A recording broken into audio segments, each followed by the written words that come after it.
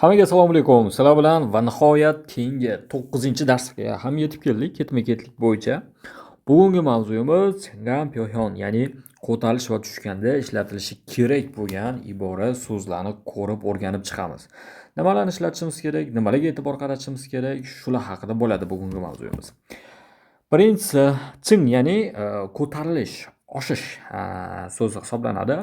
Iga chinga hada, nilda nironada yoki ilril bilan boshlanadigan bo'lsa otli qo'shimchamiz chinga shikida yoki nillida bo'lishi kerak. Yoki yana boshqalari iga o'rida olla kada. Ilrildan boshlanadigan bo'lsa o'llida bo'lib tuslanadi. Keyingisi iga sangsing hada yoki ilril sangsing shikida hisoblanadi. Bular hammasi, ya'ni ortmoq, ko'tarilmoq, bu ham shu ko'tarilmoq ma'nolarini anglatadi. E'tibor qaratinglar. Agar otga iga qo'shimchasi qo'shilsa, bula, ilril qo'shiladigan bo'lsa, bula. Xuddi shu asosda bo'ladi. 10-darsdan biz asosiy darsimiz boshlanadi. Biz sizlar bilan birinchi qism, ya'ni kirish qismini to'liq tugatgan bo'lsak, endi asosiy grafik tushuntirish qismi aynan 10-darsdan boshlanadi. Bugun oxirgi tushuntirish tayyorgarlik darsi hisoblanadi. Keyingi anaqamiz bu kamayishda ishlatiladigan, ya'ni kamsohada bo'lganda ishlatiladigan qo'shimchalarimiz. Iga kamsohada, chulda, churotilda. Ilril kamso shikida yoki churida.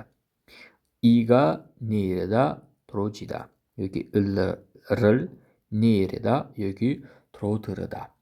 Va oxirgisi iga horakhada, harakhada yoki ilril harak shikida hisoblanadi. Bular ham shu kamaydi, tushdi yoki tushdi ma'nolarini ifodalaydi hammasi. Aytganimizdek, mana birinchi kirish qismi iga, chinga hada, nironada, kamsohada, churotildadan foydalanishimiz kerak bo'ladi. Endi mavzusiga ham qaraymiz. Chongdo darajani ifodalayotgan payt nimalardan foydalanamiz? Kge, ya'ni katta o'sish bo'lgan paytda nimalardan ishlatiramiz? Kin pogiro yoki kip kyoki chinga hetta. Cho'g'im bu biroz. Taso yoki so pogiro chinga hetta. Bizda bilamizki, taso o'rta daraja, bunimiz esa juda ham past anaqa tushadigan bo'lsa, tezlik bilan anaqasi pastga o'shani ishlatiladi. Chisok bu davom etish. Sirasi darajalarni ham aytib qoling. Misol uchun kin pogiro bo'lsa, sezilarli darajada desak bo'ladi. Kip kyoki desa, keskin oshdi desak bo'ladi. Endi bu yog'ini ko'ramiz, biroz. Birozda endi taso bo'lsa, taso ham shu biroz. Sopogiro ham shu biroz oshdi ma'nolarini ifodalaydi. Chisok boya aytganimizdek davom ettirishda ishlatiladigan grammatika. Ya'ni shu yildan yoki oydan, ya'ni kesok chinga kamso hagoitda yoki chinga kamso ishlatiladi. Grafikdan kelib chiqib ko'tarilgan bo'lsa chinga, kamaygan bo'lsa kamso hisoblanadi. Darajani ifodalayotgan paytingiz. Daraja deganda davom etishni ifodalayotgan paytda ishlatiladi. Yoki buni tarjimasi aytganimizdek, shu yildan yoki oydan doimiy ravishda ortib bordi yoki kamayib bordi ma'nosini ifodalayapti. Bu yog'ini anaqa qiladigan bo'lsak, chisok cho'g'in chinga yoki kamso'ril puyigo itta. Doimiy ravishda ortib bordi yoki tushib bordi. Ya'ni davomiy nimadir bo'ladigan bo'lsa, aynan shu qolip ishlatishimiz kerak bo'ladi. Keyingisi Pyongyang yoki Suriyan qismi. Ko'rib turganingizdek, o'zgarishi miqdori, ya'ni shu yil yoki oydan shu foizdan shu yil shu foizga ko'tarildi, kamaydi deb yakunlashimiz kerak bo'ladi. Bu eng oddiy funksiyalardan bittasi. Keyingisi Pyongyang, ya'ni xususiyatlarini ko'rib chiqamiz, o'zgarishini. Innin otga qo'shilib, lil surok chinda yoki kamso hetta. Keyin nyusi shichongir ryurin naiga manil surok chinga hetta. Beti nima deyapti endi? Nimadir sayin, sari deyapti. news ya'ni xabarlarni bu yerda yangiliklarni tomosha qilish ko'payadi yoki kamayadi. Bu yerda nima desak bo'ladi? Yosh o'tgan sari desak bo'ladi. Yosh o'tgan sari shu xabarlarni ko'rish. Mana o'zi nayiga bu yoqda turib qolibdi. Ya'ni ko'tariladi deb yakunlab beryapti. Chonman qismi bor. Chonman bu o'ylamanglar sizlar. Hozir bo'ldi shu grafik o'tyaptik deb, hozir qisqacha chunbiy qism bo'lgani uchun ozgina ma'lumot berib ketdik. Lekin har bittasiga bittalab to'xtalamiz. Chonman bu ko'rinish, istiqbol, ya'ni kelajakda qanaqa ko'ryapsiz shu haqida ifodalaganda shu chonman qismidan ifodalaymiz. Yil oyda keyingisi ga oshish kamayishi kutilmoqda. Ya'ni go'stroq poyinda deb tarjima qiladi. Ingwa bu bizda ishlatsak bo'ladi. O'zi vonin bor, bilamiz. O'shanga o'xshatib yuboradi ko'pchilik buni vonin deb.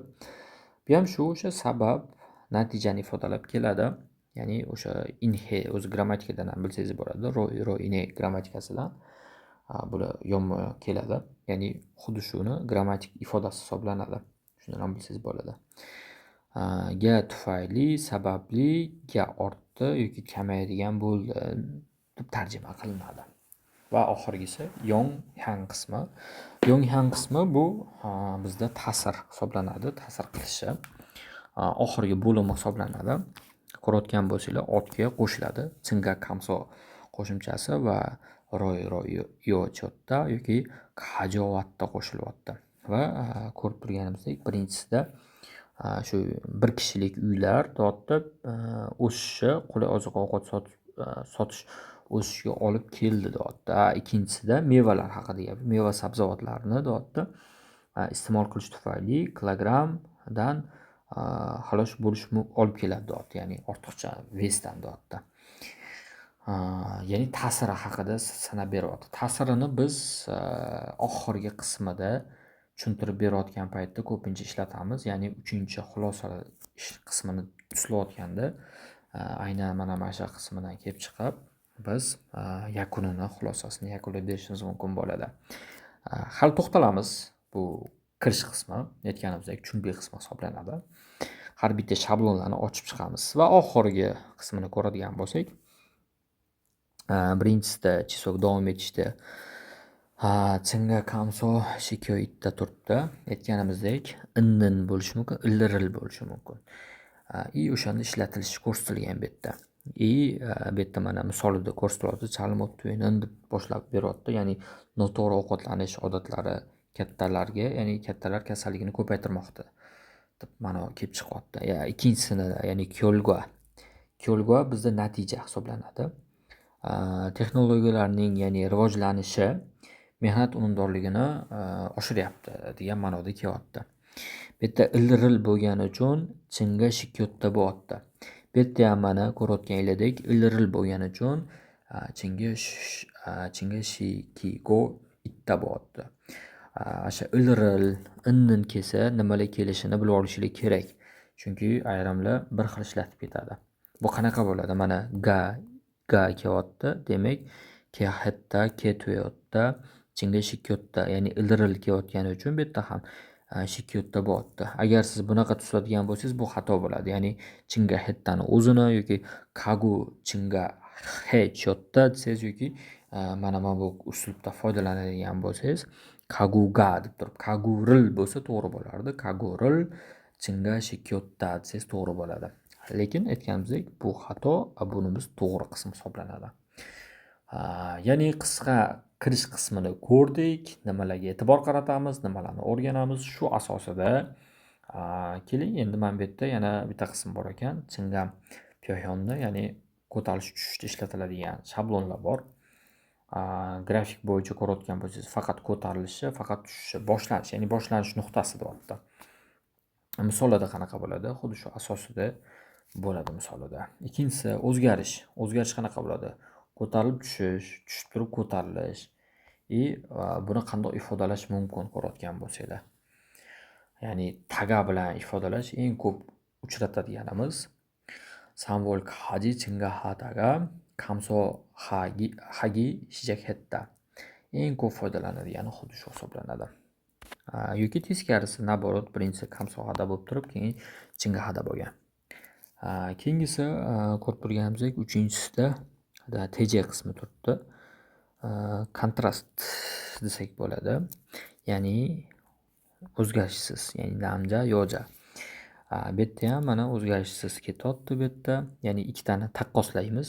Ya'ni namjada oshgan bo'lsa, yojada tushdi deb taqqoslash, ya'ni aksincha deb aytish hisoblanadi o'zbek tilida.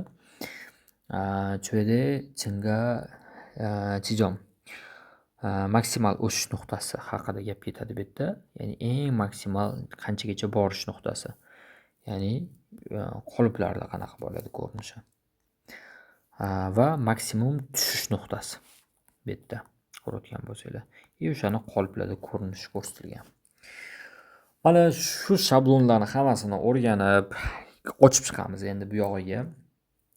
10-dars o'tkazib yubormaylar. Bu 10-eng muhim hisoblanadi. Bundan keyingi dars, ya'ni ikkinchi qismi, grafik tushuntirish qismini boshlaymiz. Bu tayyorgarlik qismi edi. Bu yerda unaqa vazifa berilmadi.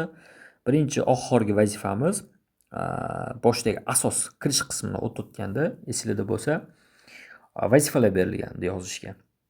Endi esa keyingi darsimizdan yana yozma mashqlar boshlanadi. Boshlang'ich уже 4 ta dars ko'rsanglar, bundan keyingi o'tiladigan yangi darslarni 53 bo'yicha ancha biliminglar bo'ladi. Hozir endi chalib qolishlar mumkin. Chunki bu qismda umumiy ma'lumot beriladi. Endi o'sha umumiy ma'lumotni bitta-bitta ochib chiqib, shablonlarda ko'rib, ishlab, yodda olib, kerakli joylarni o'rganamiz bu yog'iga. Bugungi darsimizni shu yerda tugatamiz.